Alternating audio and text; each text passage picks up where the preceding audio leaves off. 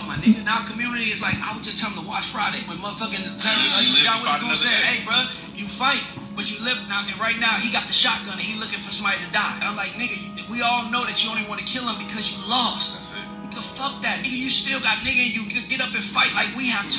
For the ancestors that's still in you, bro. You acting like them now, and then wonder why everybody's excited playing a song celebrating you not like us. You showing us you're not like us every fucking chance you get. This is the part that no one wants to say out loud about the Drake Kendrick Lamar battle, the Drake Kendrick Lamar beef. This is the part that no one wants to say out loud, but this is an excellent opportunity for us to do it. The audio that you all just heard was Ray Daniels. He's very, very well-known and super duper successful music executive.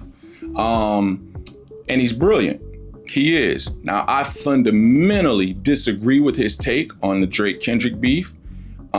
He's made some points here and there that I think are pretty accurate, but his overall take on the beef, I fundamentally disagree. I disagree with the bulk of that part of you know, his take on it, right? But he's a brilliant music exec in his own right. I'm going to tell you what he won't say and what other industry insiders won't say and have not said this entire during this entire beef. And this will pull back the layers a little bit, and I think this will give you some insight into how these people think and some of the cloudy messaging you hear from them about this beef. This is what they're not saying out loud, okay? One of the things that Ray Daniels wants to say, even in that clip you just heard, is, Drake, we know that UMG set you up. Mm-hmm. We know that UMG set you up, and that Kendrick, Future, Metro, Ross, The Weeknd, Playboy Cardi, all the people that were on, you know, We Don't Trust You and We Still Don't Trust You albums helped. We know that. We know that UMG set you up. We know that Kendrick and the other rappers helped them do it. We know. We're fully aware of it. We've been in the music industry a lot of years, and we know how these labels get down, and we're not shocked that they would do something like this. Mm-hmm. It's what it is. But you know what, Drake? None of those artists, Kendrick included, have ever had your success or your access. Mm-hmm. And if they did help UMG, so what? What did it really cost you, Drake? Right? What is it really costing you now? Right? Now your next deal will be 500 million instead of 600 million. Whoa! So you buy one less yacht. Okay?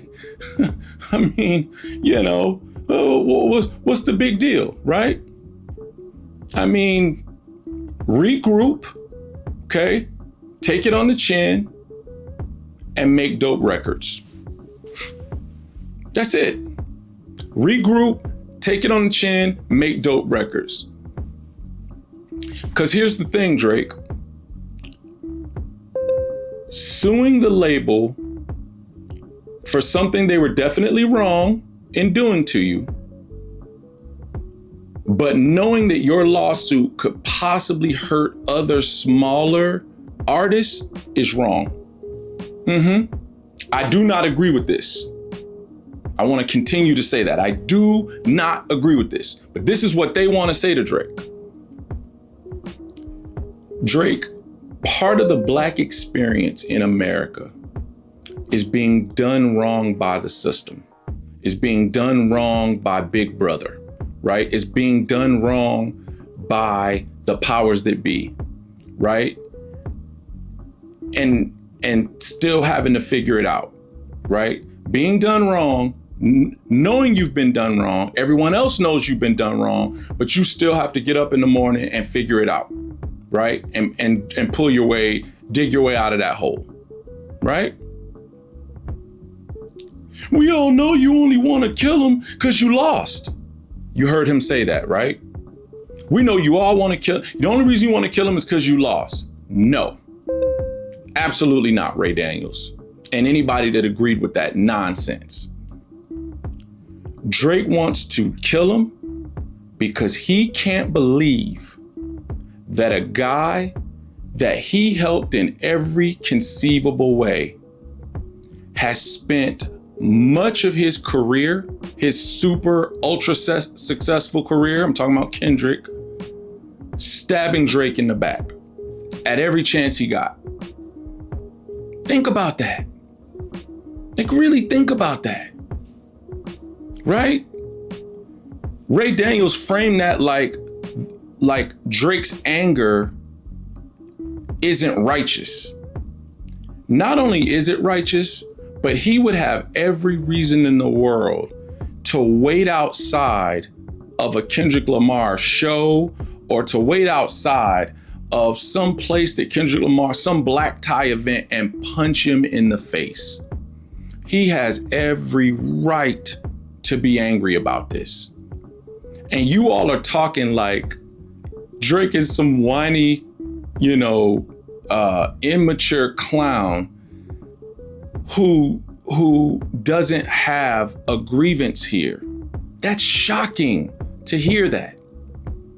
And again, I don't agree with, the interpretation I gave you all of what I believe they want to say to Drake, but they never will, because then they'd have to admit the rest of it.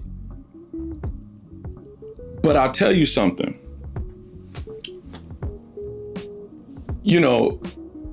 They feel like Drake has made more than enough money and he should just take it on the chin. That term that Ray Daniels used, he used that term for a very specific reason. Take it on the chin means one thing. That means to take your lumps, because that goes with it from time to time, but keep it moving.